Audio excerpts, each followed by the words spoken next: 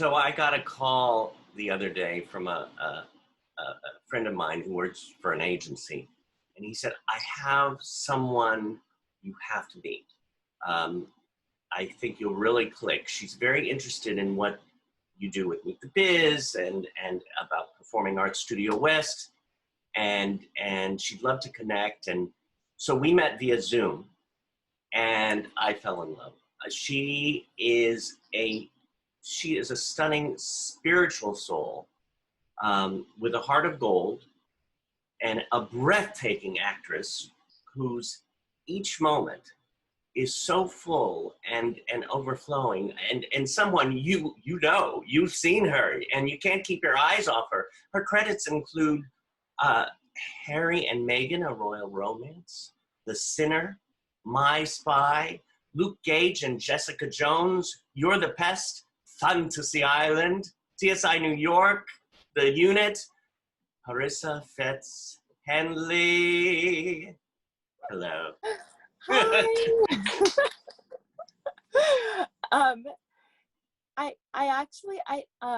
It's Parisa, but I'm so sorry. And it was so wonderful. Oh my God, and that was one of the things I was gonna ask beforehand, because one time I did this before where I said the name wrong and I got so embarrassed. You shouldn't be with me anyway. Well, Well, well, that's how I felt meeting you the first time. I just all of a sudden it was like, hello. Don't we know each other from a past life or something? I know and that happens. That sometimes, because my name actually it's an unusual name, and so it's, often people will say it in different ways, and I have people in my life who I've actually known who started out saying Parisa and then moved to Parisa because so many people will say that to them. So like, I'm fine with it. To me, I'm like, hey, if it's the sentiment, like it's how it's said that really matters. But then I always want to correct people right away so that they don't feel bad that they've done it.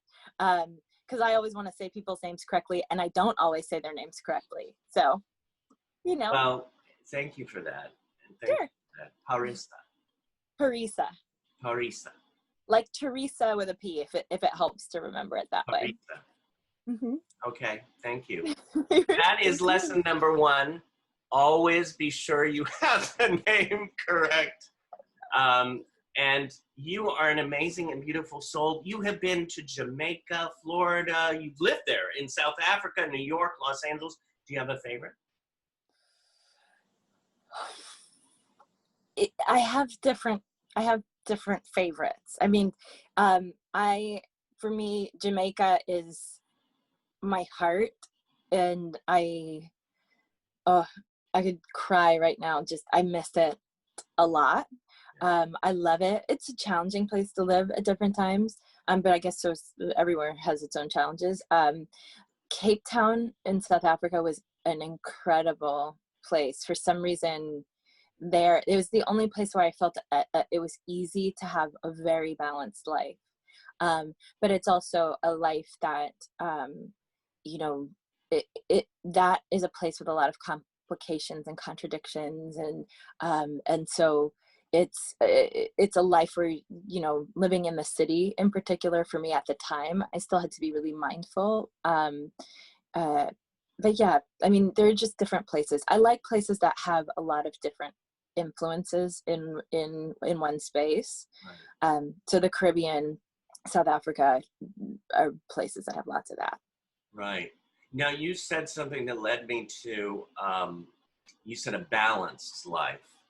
How is it coming from there and then knowing, well, what we think we know about Hollywood and the business? How is it the balance of that compared to this? Well, I'll say living in Kingston, Jamaica, for example, Jamaica is a place that has had a tremendous amount of talent come out of it. in particular in music. Obviously, everyone knows Bob Marley and Beanie Man and Sean Paul and countless other musical artists. You also have incredible visual artists and dancers and athletes and the Reggae Boys, the football team, world football team. You know, there's just there's a lot of talented, you know, prominent people. There are a lot of them in one small place, and people are very used to it. So you kind of grew up going, like, Beanie Man was apparently forced to be one of my friend's date at our graduation, like high school graduation dance, because her father was friends with him. Beanie Man's he was a world famous star at the time, but he was like kind of standing there, like, you know, clearly it was done as a favor. I mean, and we're all around. Some of the people's dates are in like polo shirts with a necktie on it. You know, they're like 15-year-old guys, and here's this guy, and people are just kind of like, oh, that's Beanie Man, that's cool. So that was a place where there was I think a really healthy appreciation for what people do, but not a big celebrity worship culture. And coming up there, that I think that gave me a good sense of how, no matter what you're doing, how prominent a role you play on the world stage, you're still a human being, and a bunch of people know your business and know your flaws and stuff. So, you know, you kind of roll with that. But yeah, I mean, being Hollywood it's definitely its own animal. And there are a lot of challenges in it. There's a tremendous amount of ego bolstering that happens in it, and a tremendous amount of anxiety around that, and protecting the facade that you've created. And, you know, it's challenging in that way, but it's also a great place to practice balance, which, you know, I think we're all doing. Yeah. It's so interesting because, especially, I mean, you started as a model, correct? And then you, of course, flowed into the acting. What made you, growing up in that balanced place, want to go into this business? You know, it wasn't actually the business I wanted to go into. I wanted to be a doctor when I was a kid. I did, and then I as a teenager really kind of how would I put this? I mean, off the rails. I don't know. I struggled a lot in high school with how I felt about myself. Dropped out of high school after essentially not going for a very long time. Officially dropped out multiple times. You know, and ran with a rough crowd, and really just I just wasn't very loving to myself for a while, and I really lost a lot of ground in school, in particular with chemistry. And I thought, you know, if I can't do chemistry, I'll never be a doctor. And so I give up. And when I did decide to go back to high school, which was in Jamaica, so I had been in Florida before, moved back to Jamaica and finished high school.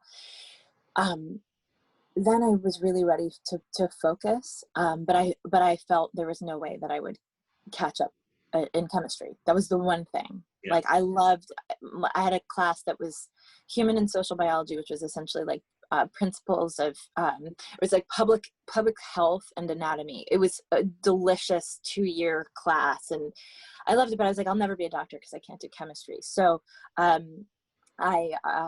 decided I wanted to be a teacher like my parents. And just before graduation, was invited to take part in a modeling competition in Jamaica.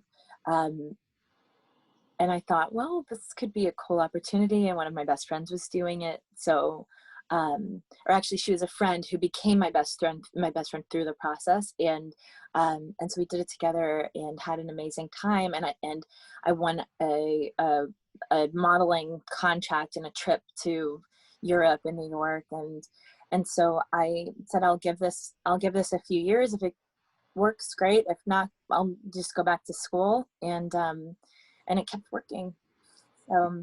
Yeah, Thanks it for wasn't. us. Thanks for you and for us, because you just have, I watched one of your films last night, and every moment you're just like, you know what I'm talking about? You're just, I mean, you're just so there. I'm trying. I'm really trying. I being present as an actor is really important to me, and I love it when I see other artists do that. So I'm trying, and it's a constant practice, because I mean, it's hard to be present in real life. So it's not necessarily easy when you're saying someone else's words and you're in front of cameras and stuff. But I do find that this industry and this art form it really invites you to keep checking into yourself and keep accepting yourself, like keep practicing that, which I think is the reason why a lot of people who struggle with presence or struggle with self-acceptance are drawn to it. There's this kind of stereotype that actors are like all about me, it's all about me and the surface and stuff. But I think what happens is that's the veneer that's over a lot of either personal struggle or personal just investigation. Yeah. And that's the protective shell that hopefully you keep going through your life, and little by little you chip away at that, or let it hopefully dissipate, hopefully permanently. I'm sure, like, it's like everything in life, you kind of got to keep polishing the mirror of yourself. Right.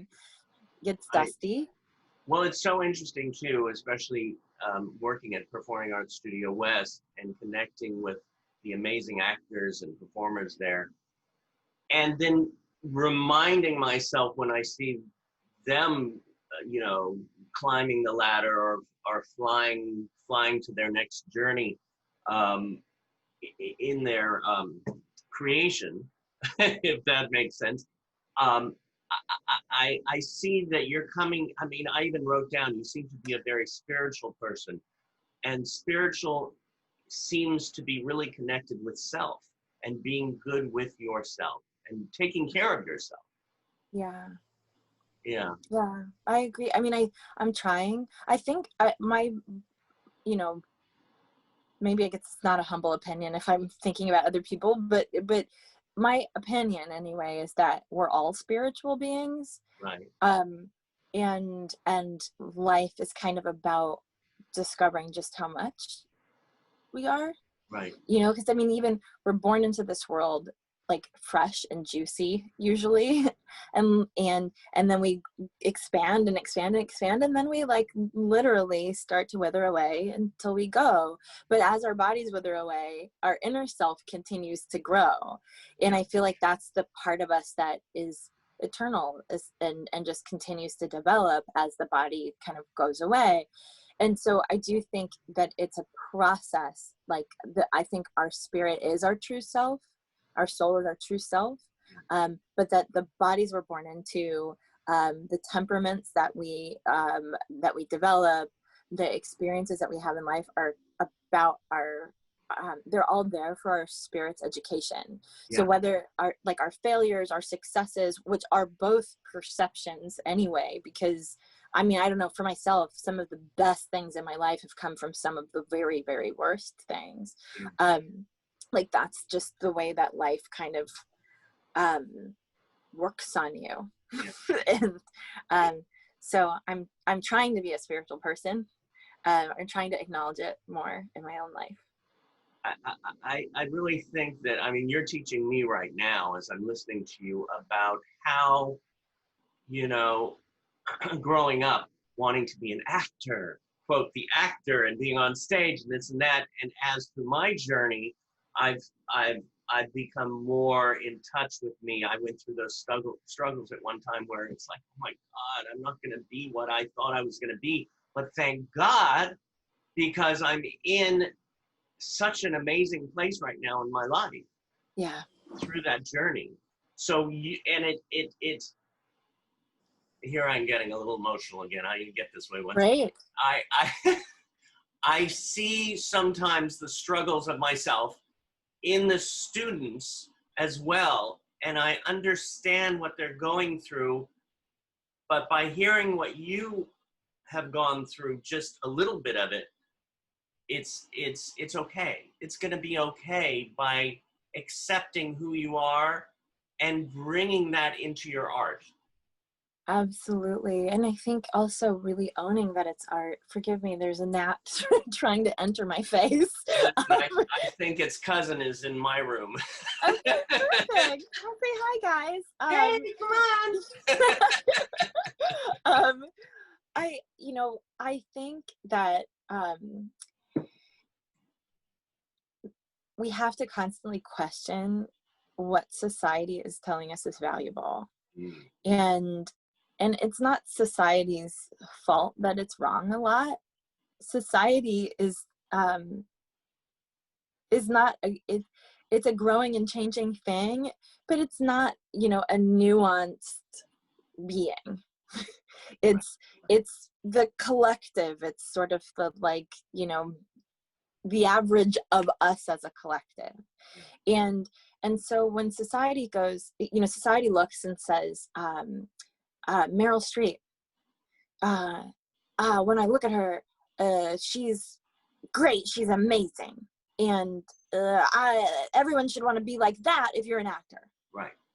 Because that's a very simple way of looking at her. But the thing is, like, if we step back and we really look at the details, what Meryl Streep is very good at is telling the truth of a person and a character. And she's so good at it that it makes us forget that it's not real, which makes us forget ourselves. And then we're so drawn in, it actually even makes it real for us, and we take it with us. And so what if that is the thing that we all want? Because that you can do in your bedroom with your phone. Yeah. That you can do in front of one or two people in a life-changing performance in an almost empty theater. Yeah. That is you giving yourself the designation artist. Now, oh, sorry. I was just going to say, Meryl Streep is an artist, and that's why we're drawn to her, because she's true to her art. The kind of average of us that's not nuanced, and, we have our opportunity as individuals to really look at it. The average of us says, she's the greatest, be famous. Yeah. But when we stop and really look at what she's doing, being truthful, being an artist is something every single person can do. And can have that kind of impact even on a one-on-one basis. Right. Now, how do you, as an artist, how do you come when you play these wonderful roles, whether it's Reba Connors or Meghan Markle or in so many of the roles you played, how do you come from that true place? There are a lot of different things I do. I mean, I really think like the majority of acting training is just to help you get out of your own way. So, there's training to just, I have a tendency to get nervous, even sometimes at the most, certainly the most inconvenient times, but also at times where I'm like, where did that come from? I know this whole thing, I know this whole character, but all of a sudden my nerves will overtake me.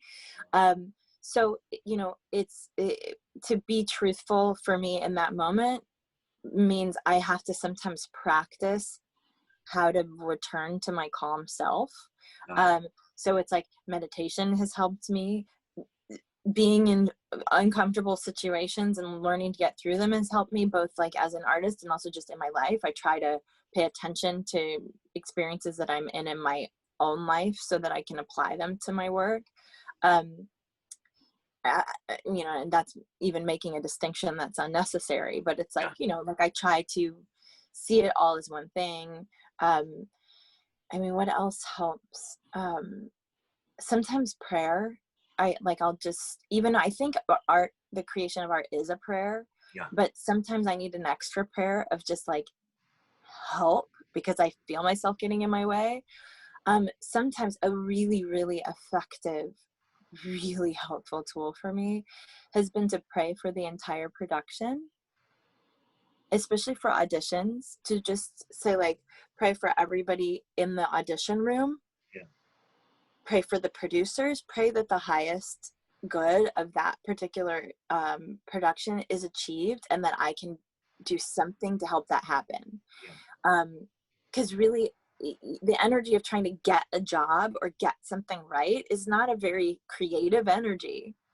That's so interesting you said that, because we had the head of the CSA on yesterday, Mm-hmm. and he said the same thing, in the sense of, don't come in wanting and needing the job. Come in like, hey, let's work together. Let's Yes. create. That's the thing, because the job is all of it. Yeah. Like, one of the things that breaks my heart is when people say to me, well, I want to be an actor, but I'm not an actor. I haven't acted in so long. You know, and I'm like, no. Once you're an artist, you're an artist. The paycheck, that's the business affairs division. That's their business. And it's the business of the bank. But you in between, like your job, I'm an actor when I'm sitting and watching nature. I'm an actor when I'm people watching, especially when I'm people watching. I'm an actor when I'm experiencing my own emotions and paying attention to it. Like I'm an actor. That's what I do. I create. I'm an artist. Like if it's not going to come out for me on screen, it's going to come out for me in my writing. Like I have to honor myself as an instrument. And that is the thing that I think we all really can benefit from. And then when you're in an audition space or something, the ideal, which I still have to practice all the time, but the ideal is to go in there and be like, hi, I'm an artist. I've prepared this for you. This is my take on Jane. You know, this is my take on Tamara. This is my take on Stephen. This is, you know, like, and here you go. Thanks for letting me do my job. The end. And then if they say, you know what, we don't just want you to do that job. We want you to do the job of doing that for the director. Oh, okay. Let me come in and do. So this is what I've prepared. And these are some of the tweaks I made since the last time I did this. What do you think? You like that? Oh, good. My job is done. The next job is, oh, you want me to come and do this for an audience? Yeah. Okay. New job. Like trying to see it that way, I think is really helpful. And when I sink into that, it helps me a lot, but I forget it all the time. Yeah. I have much more like habit built around being like, am I okay? You still go Can there. I pay my rent? Like, Oh my God. So because I have so much more practice in that, I have to continue to really work against it. Right. I was taking you in when you were saying all this, and all of a sudden I saw, see, there's her teacher, there's her doctor. You have those in your system, in your soul, so to say, that I could see you're such a healer and such a teacher in everything you do. Thanks. Yeah. Hey, what a beautiful thing to say. Thank you. I appreciate that. Thank I you. received that. Oh. I received that. This is one of the biggest lessons I've learned in my individual life, like just as a human. I learned this from my dear friend, Heather Matarazzo. She's an incredible actor. Oh, she's incredible. She's like the youngest Spirit Award winner ever. And she's been in a ton of things. Welcome to the Dollhouse. Yes. That was her, like, that I think is what she won the Spirit Award for, but she's been in a bunch of different things. And a lot of people know her from the Princess Diaries movies. But she's an incredibly spiritual person. And when I first met her, before I knew that we were going to be, you know, the dearest of friends and sisters, I remember her saying, she received a compliment and she said, I received that. And I was like, oh, whoa. Because I think it was, I can't remember if I'd given her the compliment, I might have. Right. But I felt the sense of like the movement of kindness moving into her. Yeah. And I think like, and it's such a yummy feeling. It's like, well, yummy. It's like if you make a meal and someone's like, yum, thanks. Yeah. And so often we're taught that like it's conceited to receive a compliment, for example, as if the other person meant to send it just to your ego and not to your heart. Right. And so what we do is we go, oh, no, thank you. You know, I'm not that. You're that. Yeah. Yeah. You are. As if both people can't have it going on in the moment. And so like, she taught me to receive that. And I've been thinking about that a lot because it's very, very easy to remember criticism for me, and much more difficult to receive praise. And I'll see praise and I'm like, I love that. That's great. But it's the one person who's like, don't quit your day job, that I'm like, right. 2 weeks ago, someone said, don't quit your day job. Ow. like literally, I remember this. I deleted it from my Instagram. It's because I was dancing. I was dancing on my Instagram. And sorry? And that's great. It's like, it's joyful. It brings others joy to see you have joy. And like my post was about joy, and like, and I was taking a dance class. I wasn't like, this is a routine that I've practiced. I was just like, this is about moving. And the person like, don't quit your day job. Like, I've had many mental conversations with this person in the last few weeks. The thing is, it's very easy to receive that stuff. As you can tell, I still remember it. I have to practice receiving good stuff too. I know people will say like, don't believe the compliments because then you have to believe the insults. I'm going to believe the insults anyway. So I might as well receive when someone who means well says something to me, not just for me, but because they've created a gift. Yeah. And I don't want to be like, I disagree with you. Like, you know? Yeah. Mm-hmm. And, you know, I've learned too, you know, as the years go on, to go through it, accept what they're saying, but then, okay, and learn from it and move on and know who I am, my core. Yeah. And I think this is the thing when you have friendships with people who know who you are, when they tell you who you are in the affirmative, you got to store that. Because it's like when you create, I think, real, true, solid relationships with people, they kind of carry a little copy of you with themselves. And when you forget who you are, you can kind of go like, do you have that copy? And they can be like, yeah, remember? You're kind. You're better than this thing. You're creative. You're smart. You know, you need those people that you can kind of store copies of yourself with, which is why it's so important to be friends with people who also can receive you at your best. I can also tell you, boy, you're really not doing so well today, or you were really unkind or something. And you can trust them because they're holding like the true image of you with them. And really, there's almost no human in the world whose bad qualities outweigh their good. So, you know, if you're getting more negative feedback from a friend than positive, they're not probably your friend, or they are, but they're struggling with something that's causing them to project a lot of things onto you. So I feel like as an artist, it's really, really important that our relationships reflect our goodness back to us, because our society really, really has a tendency to knock us down, Right. From outside and within, because we internalize the way that the society works. Yeah. God, you know, I added another job for you beside teacher. Okay. And tell me, and tell all the casting directors. a therapist. I was feeling, okay, I've had my therapy today. That makes me so happy, because I would say like a good chunk of my income goes to that. So I'm glad it's paying off, you know. Oh my God.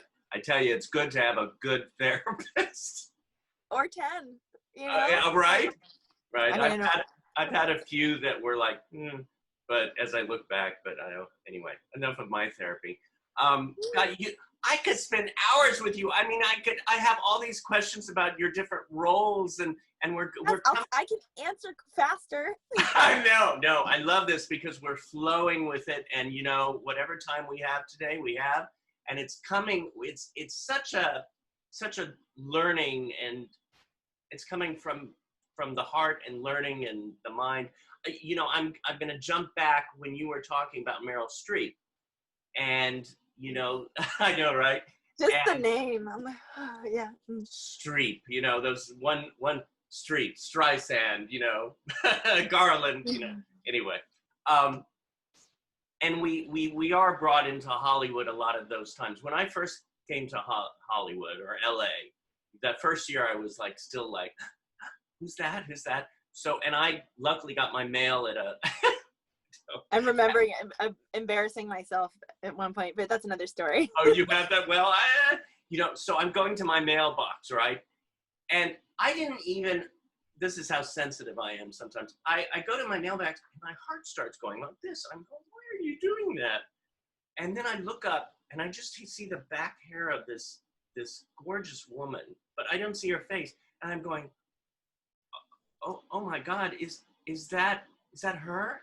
Is that Angela Bassett? And I went, and she turned, and it was Angela Bassett. And I'm like, I'm getting, I know, I read too but I said, I just want to say thank you for what you do. And she was so sweet. She gave this amazing smile and said, thank you. And I was going, and it was one of those moments. So I thought I'd throw that out and mention to you because you mentioned Meryl Streep. I put Angela Bassett there, and I know how much you like Angela. I mean, listen, we went to the same high school. We grew up in the same little part of Florida. Yeah. Gulfport, Florida. So like I grew up in Gulfport and Kingston back and forth. And I remember seeing her yearbook, cause they have them at school, and she's so cute with her Afro puffs, and, and she was in every single organization, and, I'm sure she was an amazing student. I'm also pretty sure she has some sort of restraining order against me because, no. I mean, maybe not in real life, but anybody who I know who's like ever worked with her, I'm like, tell her I'm obsessed. Tell her I'm obsessed with her. And then like I've tweeted at her on Twitter, and she doesn't tweet back. So I can't believe you got to talk to her. I don't know if I'm going to be okay. Oh, please. Well, okay, we've got to talk after this show because you have, I mean, here's the thing. I think she's one of the best actresses around. She is.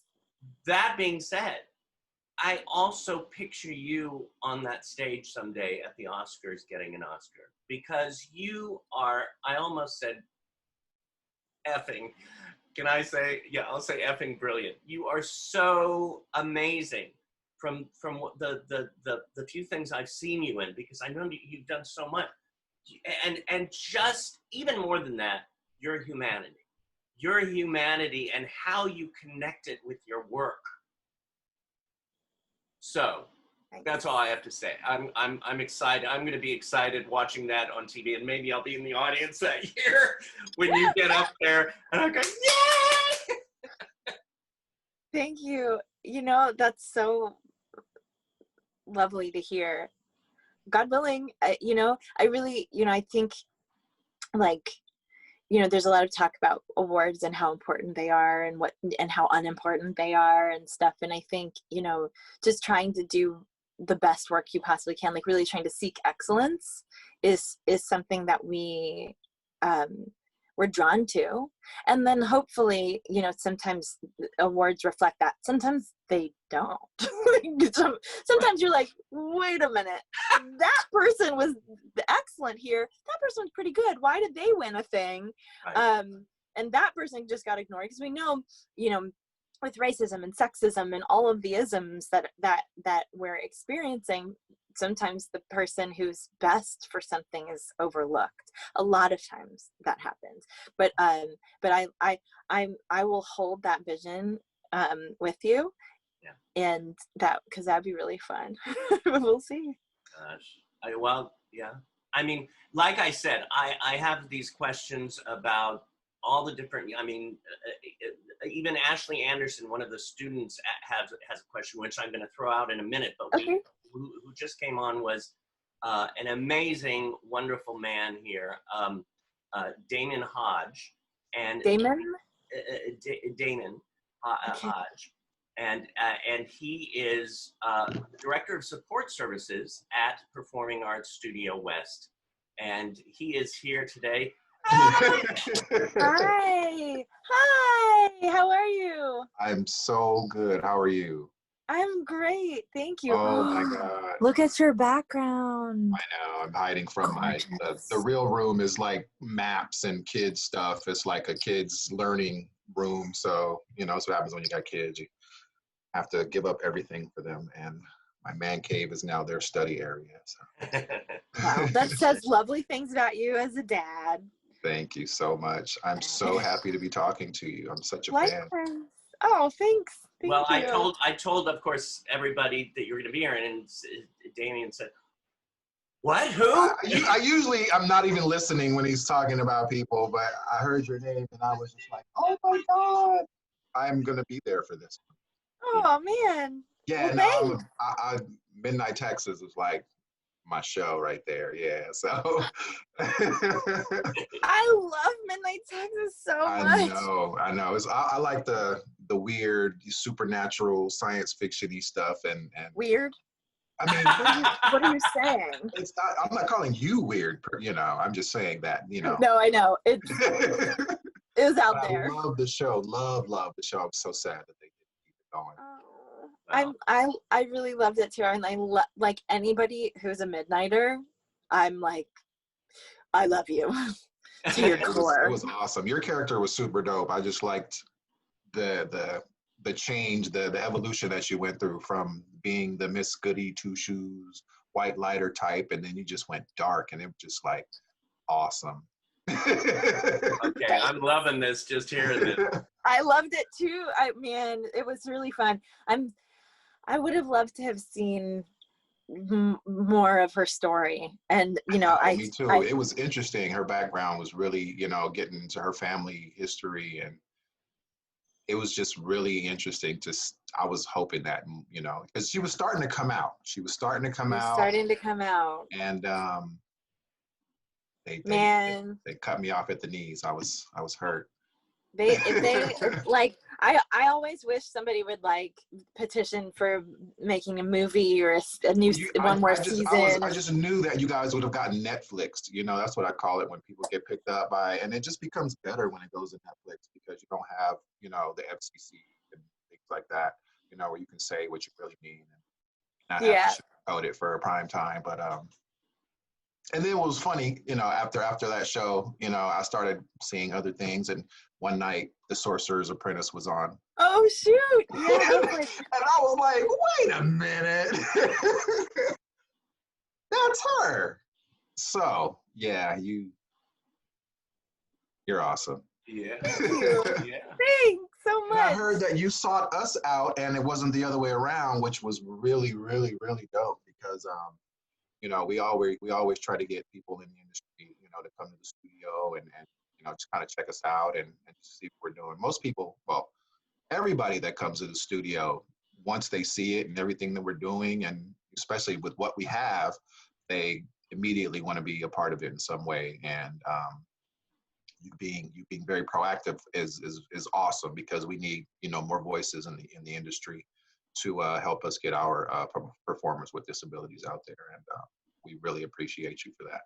Yeah. Well, I really appreciate you for what you're doing. I mean, the thing is, I need, this is, I mean, in a selfish way, like I just need the world to be what it actually is. Like I need our art to reflect the world as it is and as it could be. And we're walking around incomplete. Like the industry is incomplete. They've made a conscious effort to take art away from us, you know, from our kids and learning about art. And, you know, I tell my kids and anybody that'll listen, you know, art, music, you know, things like that. The arts are the things that tie us together as humans. You know, no matter where you are, no matter what your financial status is, no matter what your religious belief is, you know, we all sit down and watch movies and television. We all listen to music. We all dance, you know, to everything. And those are the things that tie us together as human beings. And we've gotten away from that, you know. And We have. for our particular population, who was already, you know, looked at as outcasts, it's even harder, you know, to bridge that gap, you know. But you know, when people like yourself who care about humans, you know, step forward, it doesn't fall on deaf ears, and we really appreciate it. And we're always looking for people in the industry. It doesn't matter if you're in front of the camera, behind the camera, on the side of the camera, you know, everybody has a story to tell, and our guys, you know, they want to hear it, you know, because they want to be a part of it in some way. Well, I'm very honored to just to be here and be able to get to know the organization and hopefully more of the participants,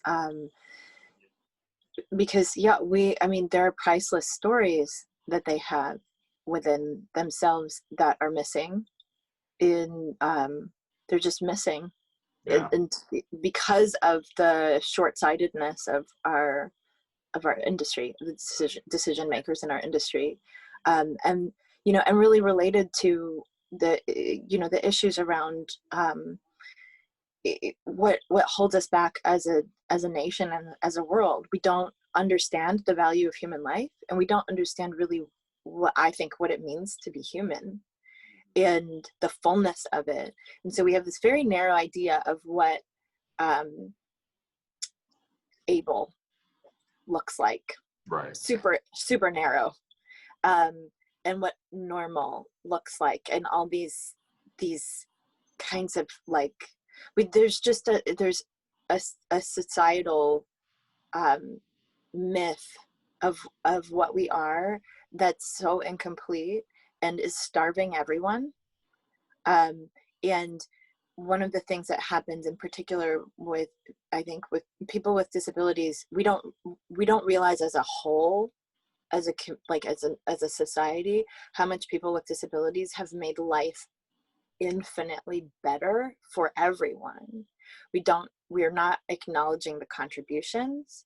We're not seeing the pricelessness of inclusion, and it's to everyone's detriment, but mostly to the people who are the most vulnerable, which right now, because they're not being valued enough, are the communities of people with disabilities. And that has to end.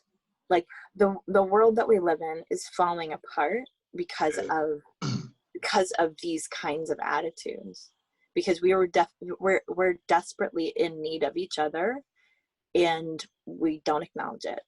And so I'm really grateful that I think a lot of people in Hollywood right now are really paying attention and trying to change things. I know, like, I recently just met with the partners at my management company who have had a real, how would I say, kind of awakening, have been consulting with their actors, in particular the actors of African descent, Black actors, and a big part of what's been discussed is how are we going to really not just not pay lip service to diversity, but really see ourselves as a group of people who are incomplete until everyone's at the table. And so, you know, my management company, Management 360, started up a group within the management company called Complete 360, which is really about making our management company reflect the world. So anyway, these are some of the things that are on my mind. So I'm really grateful that you all are doing the work that you're doing, and hopefully you'll work yourselves out of a job, because we all really need to be together, working together. And, well, you know, yeah. what I was saying earlier about, you know, I was planning to go a certain way, and then I broke down. I said, oh my God, it's not going to happen this way. The blessing that I received is this life that I'm living with this extended family that I call family. Performing Arts Studio West, Meet the Biz, the whole community. So I think when more people open up their minds, their hearts, and their understanding that we're all here together on this blue marble, you know, I think it will become better for everyone. It'll be I think so people much just better. need to take time to get to know people, you know, on an individual level Yeah. instead of, you know, taking the word or words, you know, of leadership, you know, everybody in leadership positions these days, you know, have an agenda, you know, whether it's a personal agenda, agenda or a professional agenda. And, you know, they're losing their humanity in the process. And I think that is the thing that has gotten us to the point that we're in now. You know, social media, you know, has an agenda, you know, for the big Facebooks and everybody has an agenda instead of just sitting down and talking to somebody. And I think that human contact is so desperately needed right now, you know, because the world is just ugly right now. You know, there's a lot of fighting going on, you know, just a lot of venom, just a lot of venom being spewed out there. You know, we have somebody who's supposed to be the leader of this country, and I haven't, you know, he doesn't talk positively about anybody unless, you know, they are licking his boots, and that's not cool, you know. Well, I think you have to be open for, you know, criticism, and you have to, that's the only way you're going to grow as a person, is to be able to take that criticism and you know, and process it and just try to be a better person. You know, some people just can't or won't. I have to say, we have, in connection to the word beauty, we have some amazing, beautiful people here with us today from Performing Arts Studio West that we're having come in right now, and to meet you and to say hello while we're here. Look And at all the scrolling. happy people. There we are. Saying hello to... Hi. Lonzo Rod, what's up, man? What's up, Damien? How you doing, Hi, buddy? starting to see faces. Hello. Ashley Hello. Lyles. Hi. Hi. Ashley. Hey, Hi. nice to meet you. Hello. Denise. Hi. Sorry, Ashley, were you saying something? Oh, I just wanted to say that you're very gorgeous. Oh my goodness, thank you, beautiful. Thank you so much. Oh my gosh. Hi. I love your role as Meghan Markle, by the way. Yes, Thank you. my mom was watching the movie. Thank you. It was so fun to do. Hi. Carly. Hi, David. Hi. Hi. Oh Ashley. my God, these beautiful faces. I'm so Hi. excited. What's up, Justin? This is our How are you? family. Nice to meet you. How's it Hey, going? nice to meet you. My heart is like so full right now. Alex. Mark Pulver. Looking like a sportscaster right now. How you doing, Damien? Yes. Hi, I love David. these red glasses. Are Early. such a yes. Hi, Paris. It's like several people's glasses game is excellent. I know, right? I like I can put my glasses on now. They are very Now I fashion wish I had conscious. mine nearby. Mine are in the car. There you go. That's glasses. Glasses upon These are glasses. my night glasses and my day glasses. See, yeah, I got night glasses too. Hello. Hey, Matt. Hi. Well, we're all here to just say a little hello to Parisa and this is the family at Performing Arts Studio West and Meet the Biz and I think we have a new family member. Yay.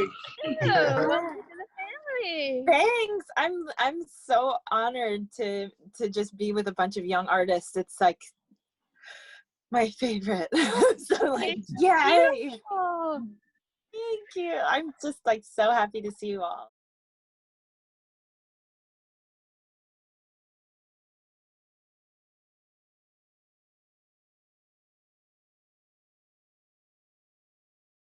Bye.